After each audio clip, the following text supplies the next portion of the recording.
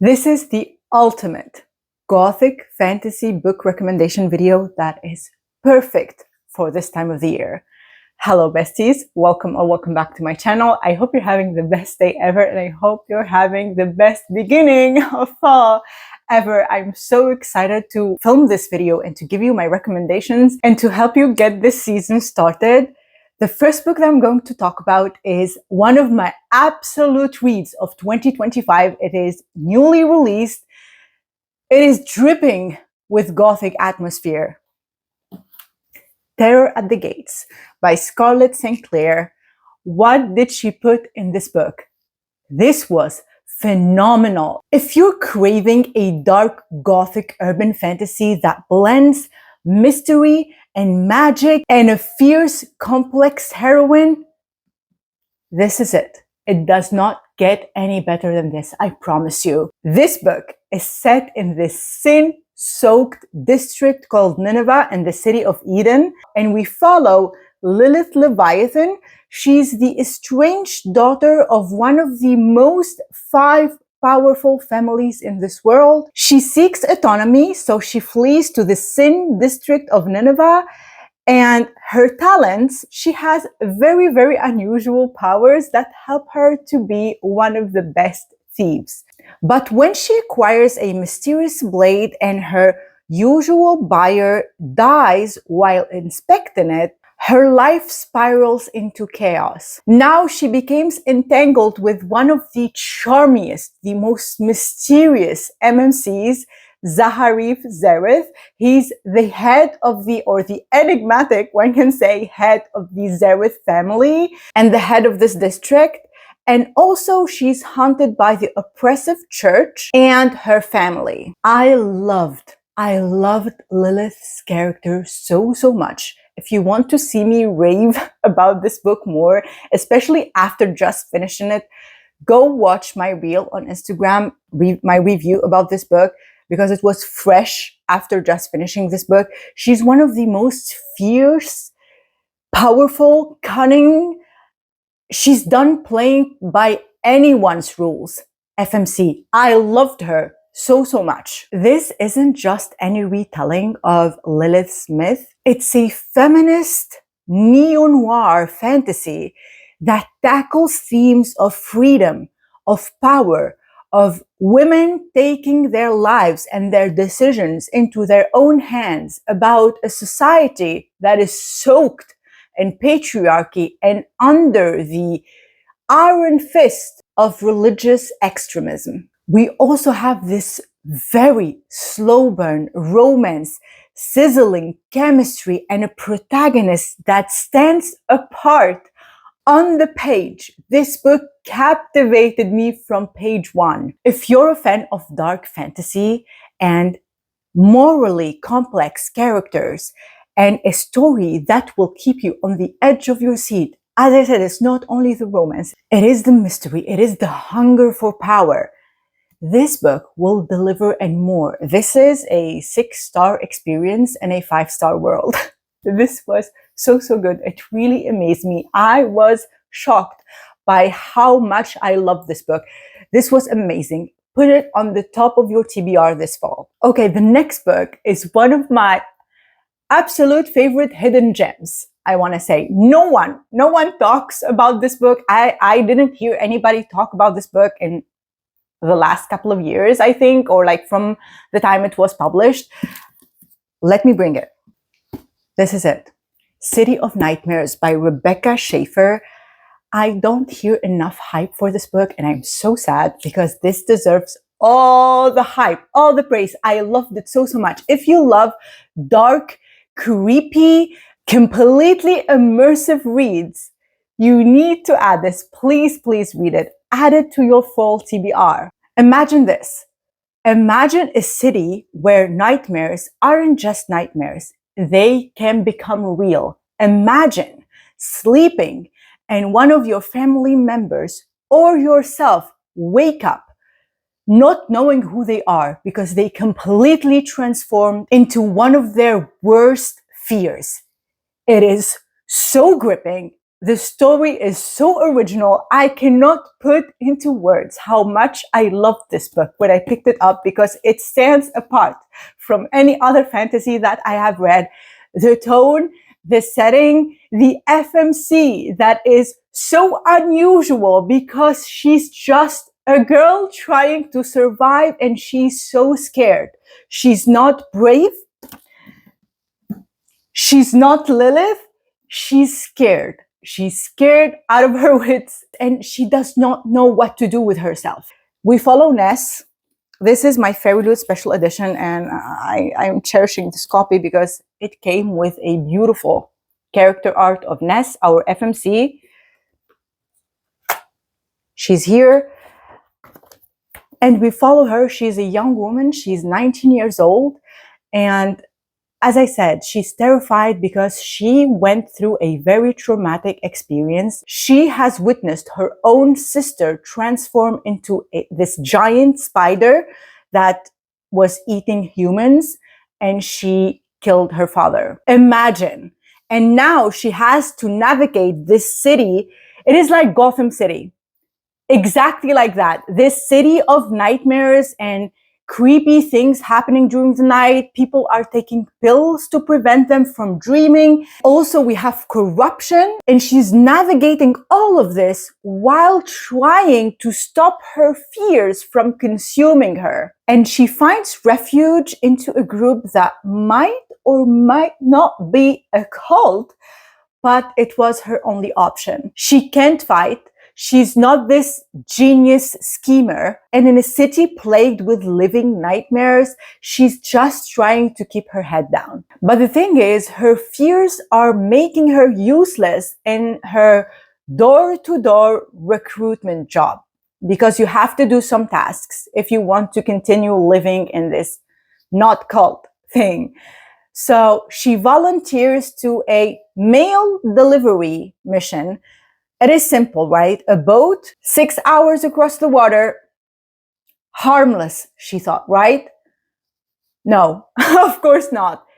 An explosion, a big explosion happens, and Ness barely survives the wreck, only to find herself entangled in an assassination plot. And the only way to make it alive is to trust something she fears the most, a nightmare. And here enters, I'm going to show you, our young man, Sai. He has been turned into a vampire. He's dark and dangerous and everything she dreads, but he might also be her only chance at survival. I was honestly hooked by this book. It is so atmospheric, so thrilling, and honestly felt so original, especially in this sea of fantasy and urban fantasy and everything. This is very unique. The Gothic city is so creepy in the best way possible.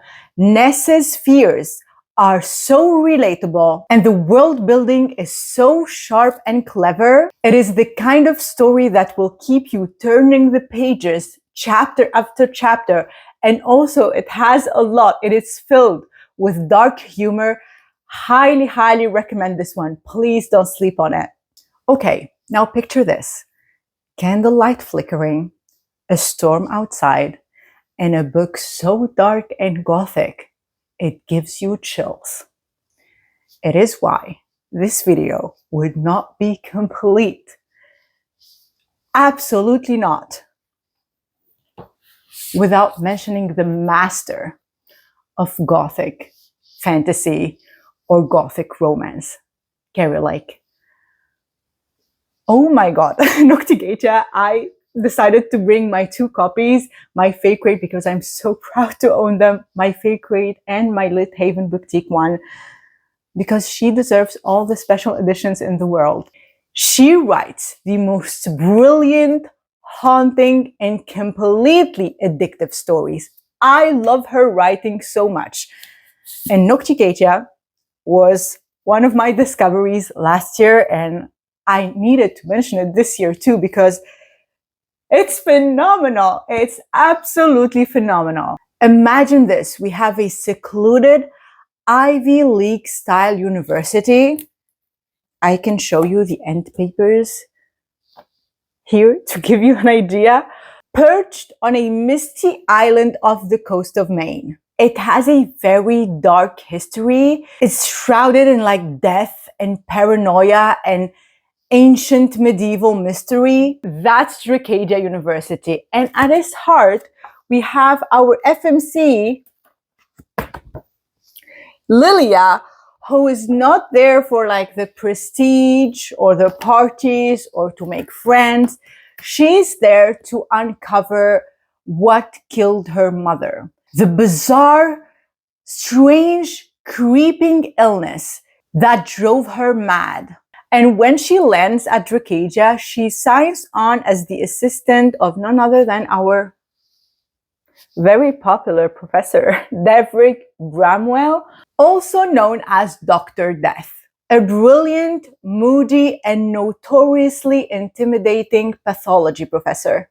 But the further Lilia gets, the more the campus feels alive with secrets, ghosts that whisper in the halls, secret societies, and a parasitic nightmare that crawls under your skin. And then there is Deverick, his like cold demeanor, and the mystery that is surrounding him stirs something forbidden and unholy in her. But together, they delve deeper into the darkest corners of the academy, both unraveling and drawn together by this slow-burning, toxic, and irresistible chemistry. This book had me absolutely hooked, and the slow burn.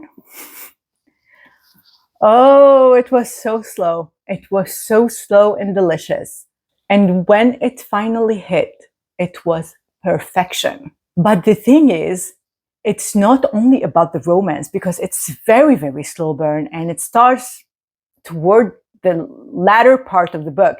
But it is this whole package of mystery, this foreboding feeling that something bad is going to happen, this dark atmosphere, this macabre mystery, and those heinous things that happen so late in the night in the labs, and the whispers of the secret society and the mystery around that too, that eerie, suffocating feeling like someone is always following you in the mist at night on campus. And yes, also the graphic, gory scenes that are written so vividly and well that you cannot look away. Everything in this book is woven together into the most perfect dark Gothic package. The world that she created felt so vivid and real that I felt that I was there in Dracadia, seeing everything through the character's eyes. It is dark academia at its most twisted and macabre, haunting, intoxicating, and unforgettable. I am obsessed with this book. You have to read it. And if you didn't get enough, like me, after finishing this book, I was like, I need more, Keri Lake. Wait until you meet Master of Salt and Bones, Lucian Blackthorn. Isn't your usual fairy tale knight. He is scarred and cursed and living alone in this castle of bones by the sea. And the amount of rumors that are surrounding his character and his house and his history and everything is beyond crazy. So why would you go there? I love this book so much too.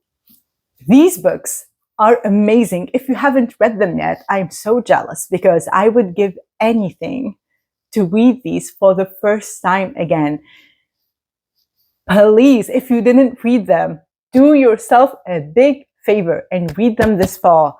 This book is the kind of book that lures you in like a dark siren. It is sensual and dripping with Gothic atmosphere. It is haunting, it is seductive, and it will leave you absolutely breathless. And it will also make you question your sanity, because I was like, what the hell is going on? Is this real?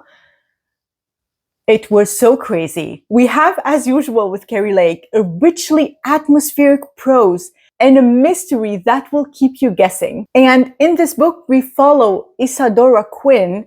She's brave, she's straightforward, and she's also a musical prodigy.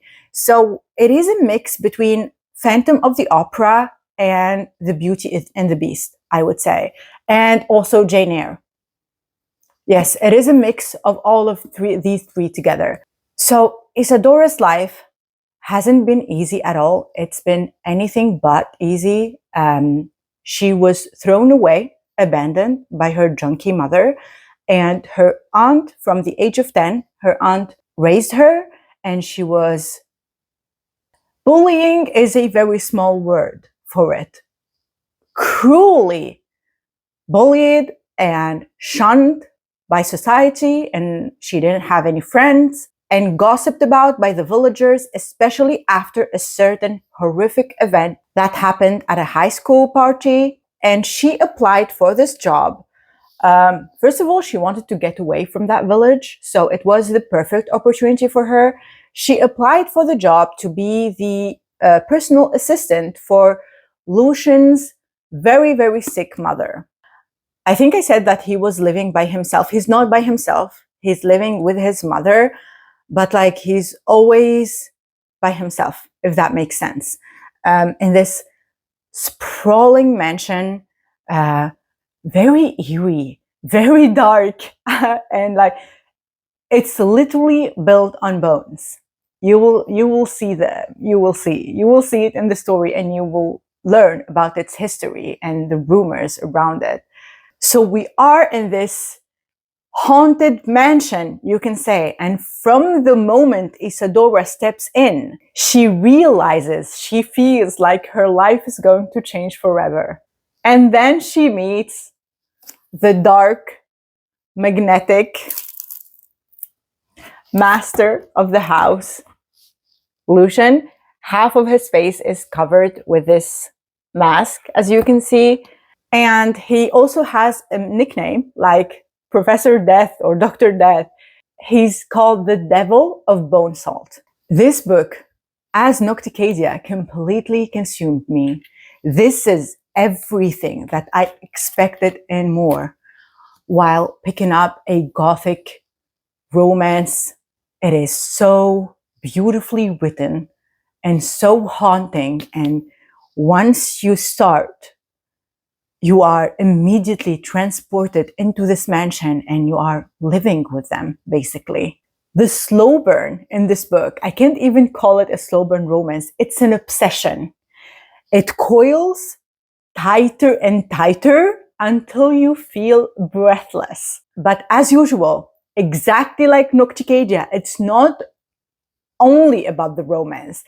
It is about this foreboding feeling. It is about the atmosphere. It is about the mystery of this place and the history behind how these people are like this today. What made them become like this? What happened in this mansion? The history in this crumbling estate on the cliffs, the tragedies that are hidden behind locked doors. This is what makes these books so brilliant. It's the macabre history of the family, the madness, the grief, and the grotesque things lurking in the shadows. There is always this feeling of dread that creeps. When you open the pages and start reading, there is something is wrong. And that is the thing with Keri Lake's writing. When you are reading, that feeling of what is going on, that keeps you hooked. A lot of readers call this book a masterpiece, and I completely agree. It's deliciously dark, it is haunting, and it is twisted in the best way possible. Every page is like saturated with this Gothic allure, from the forbidding love to the raw aching grief to the horrors that feel just a little too real, that you can't make the difference between reality and illusion or madness, as they call it. Like, Keri Lake takes every element that I love about a Gothic atmosphere, tragedy, romance, and horror, and bounds it all together in the most exciting, unforgettable story. Very, very addictive. You're missing out. Read them. Every single book, not only these that I talk about in this video. Please read them. So, so good. Okay. Next is another newly released book that blew me away this year, that I haven't talked about yet, that I already read months ago, and I need to talk about it. And now is the day. Now is the moment. Let me bring it. It is none other than this masterpiece right here, The Night and the Moth by Rachel Gillig, because exactly like Keri Lake, this would not be complete without mentioning our master at Gothic fantasy, Rachel Gillig. This book knocked my socks off. This was so good. After One Dark Window, to be honest, I was a little bit not like I had faith. She's a very good writer, but I was like, how would she top it? Because that duology, I mean, the first book topped by the second book, both of them are 6 stars, but like both of them. The second book usually is like weaker than the first book, but no, both of them are stars. And I was like, how? This. Oh my God. As good. If it's in a very different manner, very different. She's so talented. I have no words to explain how much I appreciate her talent. In this book, we follow Sybil. She was taken as a foundling, and now her name is 6, like the number 6. She was sent to Ashland Cathedral to serve as a diviner. And she's one of 7 girls who were stripped from their original names, and they were given numbers instead. So we have 1 to 7, and Sybil is 6. And in return, they gained this terrifying power of divining. They get visions when they are drowned under the sacred water of in this cathedral. There was like a ritual for that. And they get this vision from these 6 enigmatic omens. And Sybil spent 10 years locked in this cathedral with the other girls. They didn't see anything from the world outside. Well, sometimes they venture out, I think, secretly, but they don't know how people live, and they would like to know, but like they are ignorant of the life outside, until one day they start, her friends, or we can call them sisters now because they've been locked in there together for a long time. They start to disappear one by one. Now Sybil must reluctantly join forces with, let me show you the character art, Roderick Mendacious, a blunt, infuriating knight she just can't quite trust. And together they are thrust into this world where the price for her powers become horrifyingly clear, and the secrets behind the omens and the visions and the god themselves are more dangerous than she ever thought. This book is pure atmosphere, Gothic, haunting, lush, and jagged all at once. It's not something you just read about. It is something you tumble into. It is like this, the darkest poetic fairy tale that I've ever read. Her writing is so unique, and it's a dark, like I said, It's poetic, lush, and so dark. It's a dark fairy tale. It is, I have no words to describe it. It is so beautifully written. From the lonely tour to the cathedral, like the old stones, the dark mysteries that haunts the place, all feels so alive. Like stepping into a myth that breathes and moves.